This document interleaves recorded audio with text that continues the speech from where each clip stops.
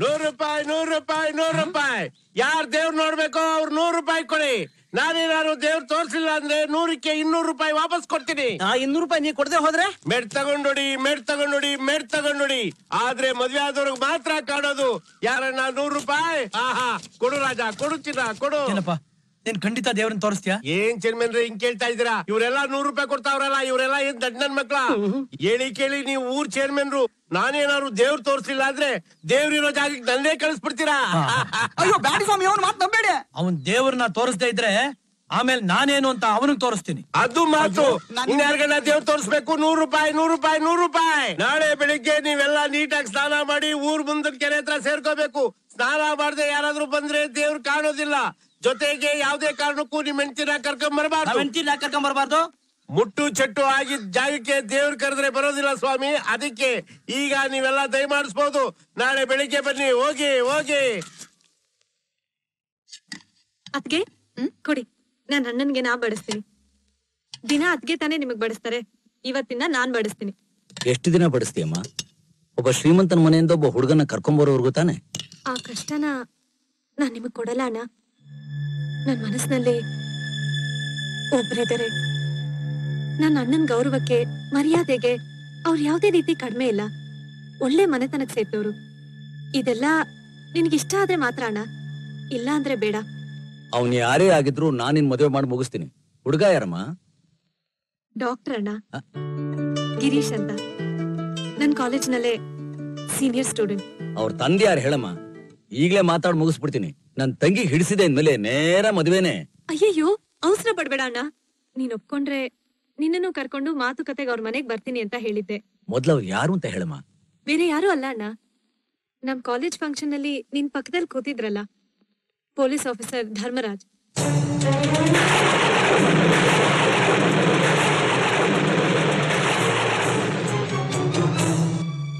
ಯಾಕಣ್ಣ ಕೈ ತೊಳೆದು ಬಿಟ್ಟೆ? ಕೈ ಶುದ್ಧ ಮಾಡ್ಕೊಂಡೆ. ಬೀಗ್ರು ಪೊಲೀಸ್ನವ್ರಲ್ವಾ? ಅಣ್ಣ, ಹಾಗಾದ್ರೆ ನಾವ್ ನಾಳೆನೆ ಅವ್ರ ಮನೆಗ್ ಹೋಗೋಣವಾ?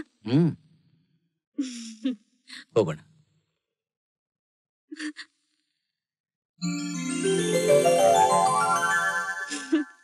ನಿಮ್ ತಂಗಿ ಪೊಲೀಸ್ ಆಫೀಸರ್ ಅಂತ ಹೇಳಿದ ತಕ್ಷಣ ಕೈ ತೊಳ್ಕೊಂಡ್ಬಿಟ್ರೆ? ಆ ಪೊಲೀಸ್ ಆಫೀಸರ್ ಬೇರೆ ಯಾರೂ ಅಲ್ಲ, ಎಷ್ಟೋ ಸಲ ನನ್ನ ಜೈಲಿಗೆ ಕಳಿಸಿರು ಧರ್ಮರಾಜ್. ಯಾವ ಹಳೆ ಕತೆ ನನ್ನ ತಂಗಿ ಗೊತ್ತಾಗಬಾರ್ದು ಅಂತ ನಾವ್ ಈ ಹಳ್ಳಿಗೆ ಬಂದ್ ಜೀವನ ಮಾಡ್ತಿದ್ದೀವೋ ಅದು ನನ್ನ ತಂಗಿ ಗೊತ್ತಾಗತ್ತೆ. ಈಗೇನ್ರಿ ಮಾಡ್ತೀರಾ? ಹೀಗೆ ಆಗ್ಬೇಕು ಅಂತ ಆ ತಾಯಿ ನಿರ್ಧಾರ ಮಾಡಿರ್ಬೇಕಾದ್ರೆ. ಹಾಗಾದ್ರೆ ನೀವ ಎಸ್ಪಿನ ಭೇಟಿ ಮಾಡ್ತೀನಿ. ನನ್ನ ತಂಗಿಗೋಸ್ಕರ ಅವ್ರನ್ನ ಕೇಳ್ತೀನಿ.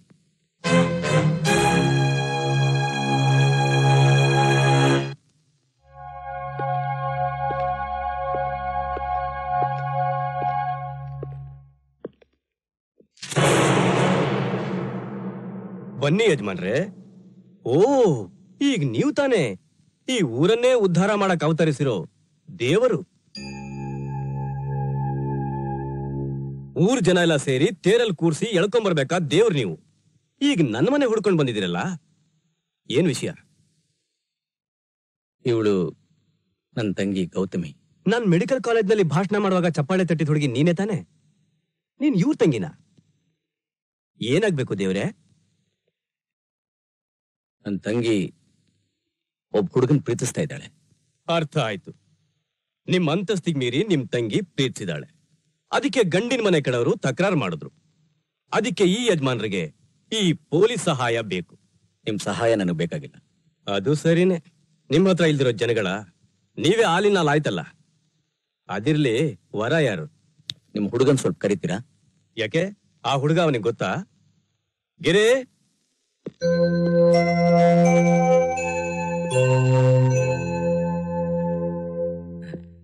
ನಮಸ್ಕಾರಪ್ಪ. ಏನ್ ನನ್ ಮಗನ್ ಹಾಗೆ ನೋಡ್ತಾ ಇದ್ದೀರಾ? ವರ ಇವ್ರೆ. ಏನೋ ಚಿಕ್ಕ ವಯಸ್ಸು, ಒಬ್ರನ್ನೊಬ್ರು ಇಷ್ಟಪಟ್ಟಿದ್ದಾರೆ, ಮದುವೆ ಮಾಡ್ಕೋಬೇಕು ಅಂತ ಆಸೆ ಪಡ್ತಾ ಇದ್ದಾರೆ. ನಿಮ್ಮ ಒಪ್ಪಿಗೆ ಕೇಳೋಕ್ ಬಂದಿದೆ. ಗಿರಿ, ಒಳಗೋಗು.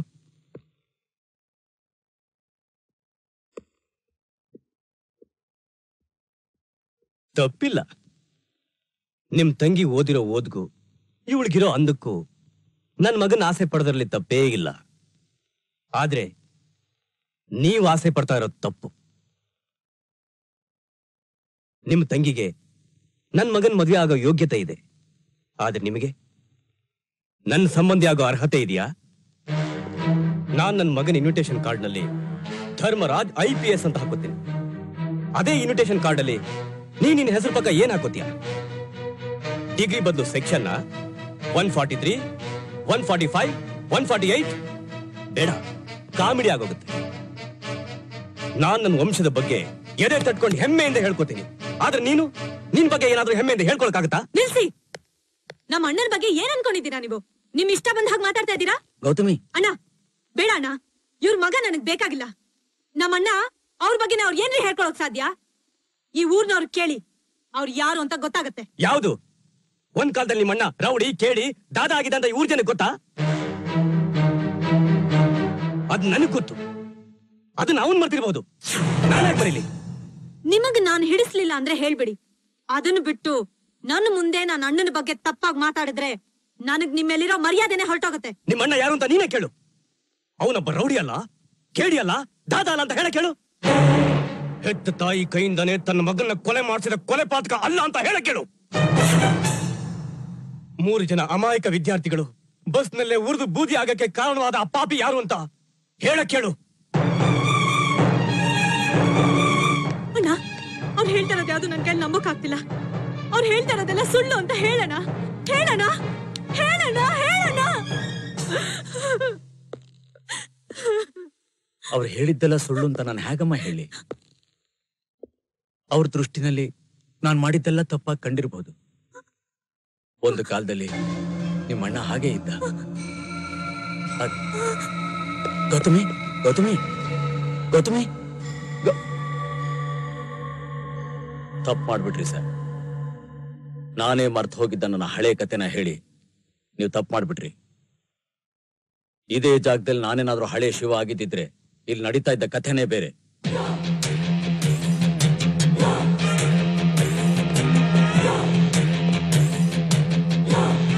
ಯಾವತ್ತಿದ್ರೂ ನನ್ನ ತಂಗಿ ಕುತ್ತಿಗೆಗೆ ನಿಮ್ಮ ಮಗನೇ ತಾಳಿ ಕಟ್ಟೋದು.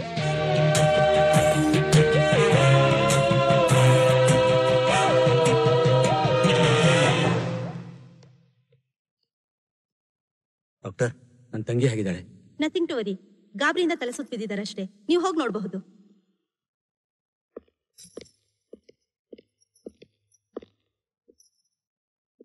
ಗೌತಮಿ, ನೀನಾ ನೀನಾ ನೀನ್ ನನ್ನ ಅಣ್ಣ ಅಲ್ಲ, ನನ್ನ ಅಣ್ಣ ಅಲ್ಲ. ನನ್ ಕಣ್ಮುಂದೆ ಇರ್ಬೇಡ. ಹೊರಟೋಗು, ಹೊರಟೋಗು. ಗೌತಮಿ, ನಾನ್ ನಿನ್ನ ಕ್ಷಮಿಸೋದಿಲ್ಲ, ಖಂಡಿತ ಕ್ಷಮಿಸೋದಿಲ್ಲ. ಯಾಕೆ ಯಾಕೆ ನಿನ್ ಪಾಪನ ಹಣದಿಂದ ನನ್ನ ಓದಿಸ್ದೆ?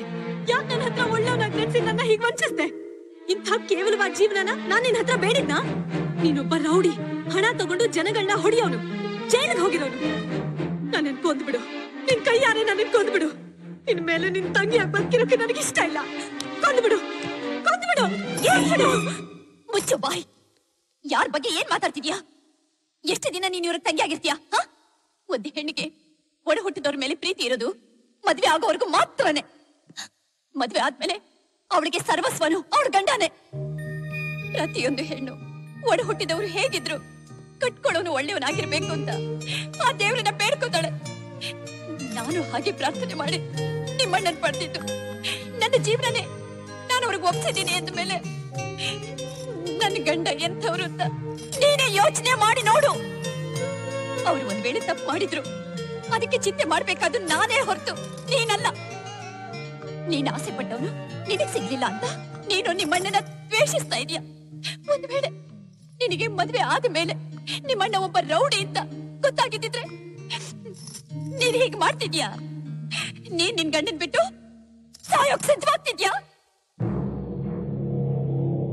ಆವತ್ತಿನಿಂದ ಇವತ್ತಿನವರೆಗೂ ಅವರು ನಿನಗೋಸ್ಕರನೇ ಬಾಳ್ತಿದ್ದಾರೆ. ನನ್ ತಂಗಿ ಒಬ್ಬ ತಾಯಿ ಆಗೋವರೆಗೂ ನೀನು ತಾಯಿ ಆಗ್ಬಾರ್ದು ಅಂತ ನನ್ ಜೊತೆ ಸಂಸಾರ ನಡೆಸ್ತಾರೆ. ಮದುವೆ ಆಗಿನೋ ಬ್ರಹ್ಮಚಾರಿಯಾಗಿ ಬಾಳ್ತಿದ್ದಾರೆ. ಇಂಥವ್ರನ್ನ ನೀನು ಅಪರಾಧಿ ಅಂತ ಹೇಳ್ತೀಯ? ಇನ್ನೊಂದು ಸಲ ನನ್ನ ಗಂಡನ ಬಗ್ಗೆ ಹೀಗೆಲ್ಲ ತಪ್ಪಾಗಿ ಮಾತಾಡಿದ್ಯೋ ನಾನ್ ಸುಮ್ನಿರೋಲ್ಲ. ರೆಡಿ, ದಯವಿಟ್ಟು ನನ್ನ ತಂಗಿನೇನು ಅನ್ಬೇಡಿ.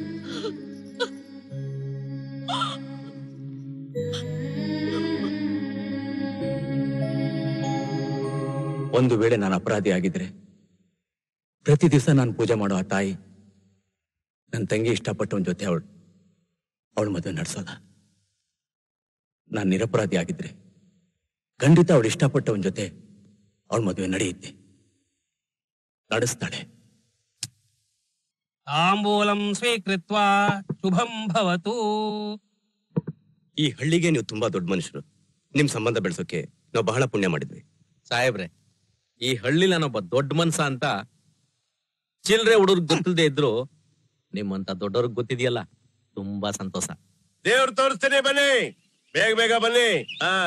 ಓಡೇನ್ ಎಲ್ಲ ಸಾಲಾಗಿ ನಿಲ್ಲಿ.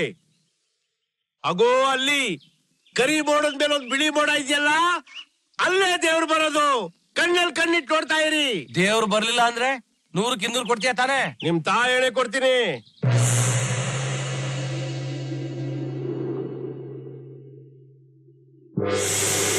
ಎಲ್ಲಯ್ಯ ದೇವ್ರು ಕಾಣಿಸ್ತಾ ಇಲ್ಲ? ರೀ ಐನೋರೆ, ಮುಚ್ಕೊಳ್ರಿ ಬಾಯಿ. ದೇವ್ರು ನಮ್ ತರ ಕೆಲಸ ಕಾರ್ಯ ಇಲ್ದಲ್ಲಿರೋ ಬಿಗ್ಟಾಸಿ ನನ್ ಮಗ ಅಲ್ಲ. ಭೂಮಿ ಮೇಲಿರೋ 84 ಕೋಟಿ ಜೀವರಾಶಿನ ನೋಡ್ಕೊಂಡು ಫೈನಲ್ ಆಗಿ ಇಲ್ಲಿಗೆ ಬರ್ಬೇಕು ತಾನೆ. ಅಲ್ಲೇ ನೋಡ್ತಾ ಇರ್ರಿ. ಅಬ್ಬಾ, ದೇವ್ರೆ, ಅಯ್ಯೋ ಬಂದ್ಬಿಟ್ಟ ನೋಡ್ರಿ. ಅಲ್ಲಿ ಪಟ್ಟೆ ಪಿತಾಂಬರ ಹುಟ್ಟಿದಾನೆ, ನವರತ್ನ ಕಿರೀಟ, ಮೈಯಲ್ಲೆಲ್ಲ ಹಾರ ಹಾಕೊಂಡಿದ್ದಾನೆ. ಅಯ್ಯೋ ದೇವ್ರೆ, ನನ್ ಜನ್ಮ ಸಾರ್ಥಕ ಆಯ್ತಪ್ಪ, ನನ್ ಜನ್ಮ ಸಾರ್ಥಕ ಎಲ್ಲಿ ಆಯ್ತು. ಕಾಣ್ತಾ ಇದ್ದಾನೆ ದೇವ್ರು? ಎಲ್ ಕಾಣಿಸ್ತಾನ? ಅಯ್ಯೋ ಕಕ್ವಾ ನನ್ನ ಮಗನೇ, ಕಳ್ಕೊಂಡಲ್ಲೋ ಅದೃಷ್ಟನ. ಯಾರ ಹೆಂಡತಿ ಪತಿವ್ರತೆನೋ ಅವ್ರಿಗೆ ಆ ಭಗವಂತ ಕಾಣಿಸೋದು. ಸ್ವಾಮಿ, ನಿಮ್ಗೆ ದೇವ್ರು ಕಾಣ್ತಾ ಇದೆಯಾ? ಏ ಸುಮ್ನೆ ಎಲ್ರ ಮುಂದೆ 100 ರೂಪಾಯಿಗೋಸ್ಕರ ನನ್ನ ಹೆಂಡತಿ ಪತಿವ್ರತೆ ಅಲ್ಲ ಅಂತ ಹೇಳಕ್ಕಾಗತ್ತೇನೆಯ? ದೇವ್ರೇ, ಕೊಬ್ಬರಿ ಬೆಳ್ಳಿರ್ತಾರ, ಎಲ್ಲಾ ಬೆಳಗು ಉಗ್ರ ಹಾಕೊಂಡಿದ್ಯಲ್ಲಪ್ಪ. ಗೋವಿಂದ, ಚೇರ್ಮನ್ರೆ, ದೇವ್ರು ಕಾಣಿಸ್ತಾ ಇದ್ದಾನೆ. ಎರಡೆರಡು ಕಾಣಿಸ್ತಾ ಇದೆ. ಕೇಳು, ಏನ್ ಕಾಣಿಸ್ತಾ ಇರೋದು? ಎರಡೆರಡು 2 ಪಾದಗಳು. ಆಹಾ ಪರಮಾತ್ಮ, ಒಂದು ಕೈಲಾಸ, ಇನ್ನೊಂದು ವೈಕುಂಠ. ಬೇಗ ಮನೆ ಸೇರ್ಕಣಿ, ಎಲ್ರ ಜನ್ಮ ಪಾವನ ಆಯ್ತು. ಆಹಾ ಎಂತ ಧನ್ಯನ ಮಾಡಿದೆಯೋ ಪರಮಾತ್ಮ. ಅಬ್ಬ, ಈ ಊರಲ್ಲಿ 50,000 ರೂಪಾಯಿ ಕಲೆಕ್ಷನ್, ಮುಂದೂರಲ್ಲಿ 2 ಲಕ್ಷ ರೂಪಾಯಿ ಮಾಡ್ಕೊಂಡ್ಬಿಟ್ಟು ಹಿಂಗೆ ಊರ್ ಮೇಲೆ ತಿರುಗಿ 4 ಕೋಟಿ ಮಾಡ್ಕೊಂಡ್ಬಿಟ್ಟು ಎಲ್ಲಾರ ನೀಟಾಗಿ ಸೆಟ್ಲ್ ಆಗ್ಬಿಡೋದು. ಜಿಂಗ್ ಚಾಕ್ ಜಿಗ್ ಜಿಗ್ ಚಾಕ್. ಡಾಕ್ಟ್ರಮ್ಮ, ಡಾಕ್ಟ್ರಮ್ಮ, ಅಣ್ಣ, ತಗೊಳಮ್ಮ, ನಾಡಿದ್ದೆ ನನ್ ಮಗನ್ ಮದ್ವೆ. ನೀವಿಬ್ರು ತಪ್ಪದೆ ಬರ್ಬೇಕಮ್ಮ. ಏನಣ್ಣ ಇದು? ನಿಶ್ಚಿತಾರ್ಥ ಅರ್ಜೆಂಟ್ ಅಲ್ಲಿ ಆಗೋಯ್ತು. ನೋಡು, ನೀನೊಂದ್ ಹೆಣ್ಮಗನ ಹೆತ್ಕೊಟ್ಟಿದ್ರೆ ನಾನಾಕ್ ನನ್ ಮಗನಿಗೆ ಅಲ್ಲಿ ಇಲ್ಲಿ ಹೆಣ್ಣು ನೋಡ್ಬೇಕಾಗಿತ್ತು ಅಲ್ವೇನೆ?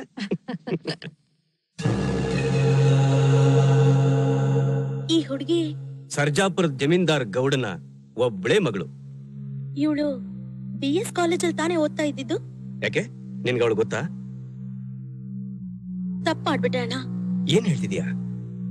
ತಪ್ಪು ಮಾಡಿರೋ ಒಂದು ಹುಡುಗಿನ ನಿಮ್ಮನೆ ಸೊಸೆಯಾಗಿ ಸೆಲೆಕ್ಟ್ ಮಾಡ್ಕೊಂಡಿದ್ಯಾ?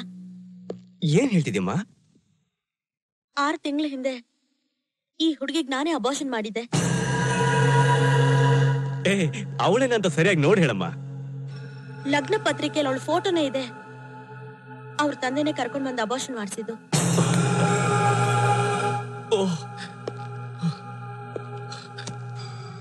ಒಬ್ಬ ಡಾಕ್ಟರ್ ಆಗಿ ಈ ವಿಷಯನ ನಾನು ಹೊರಗಡೆ ಎಲ್ಲೂ ಹೇಳ್ಕೊಡುದು. ಆದ್ರೆ ತಂಗಿಯಾಗಿ ಅಣ್ಣನ ಹತ್ರ ಈ ವಿಷಯನ ಹೇಳ್ದೆ ಹೇಗ್ ಮುಚ್ಚಿಡ್ಲಣ್ಣ? ಪಾಪ ರೀ, ಎಲ್ಲ ನೀವು ಮಾಡಿದ ಪಾಪನೇ ಇದು.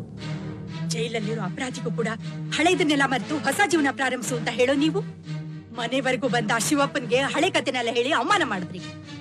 ಆ ಪಾಪನೇ ಇವತ್ತು ನಮ್ಮ ಮಗನಿಗೆ ಇಂಥ ಸಂಬಂಧನ ಗಂಟ್ ಹಾಕಿದ್ದು. ಮೋಸ ಮಾಡಿ ಜೀವನ ಮಾಡೋನ್ನ ರೌಡಿ ಅಂತಾರೆ.